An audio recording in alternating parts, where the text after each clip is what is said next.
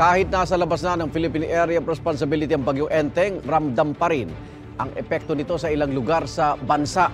Gaya rito sa Metro Manila na maulan pa rin ang panahon. Sa Marikina nga itinaas na ang unang alarma sa ilog matapos umabot sa mahigit 15 meters ang antas ng tubig. Dahil dyan ang ilang residenteng kakabalik lang sa kanilang mga bahay, posible na namang lumikas ulit.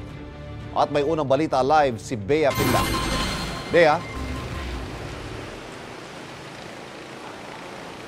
Igan, Maris, Ivan, humina na at pabugso-bugso na lang ang ulan dito sa Marikina City. Pero kaninang madaling araw, umantong ulit sa higit 15 meters ang antas ng tubig dito sa Marikina River.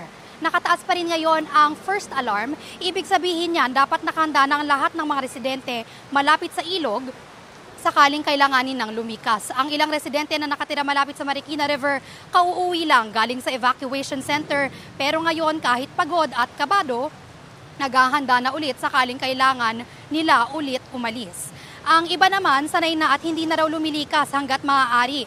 Kanya-kanyang diskarte na lang daw sila para hindi masyadong maapektuhan ng baha.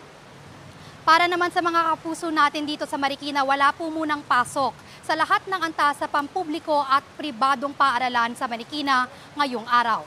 At yan ang unang balita mula rito sa Marikina. Bea Pinla para sa GMA Integrated News. Kapuso, para laging una ka sa mga balita, bisitahin at mag-subscribe sa GMA Integrated News sa YouTube. Sa mga kapuso abroad, samahan nyo kami sa GMA Pinoy TV at sa www.gmanews.tv.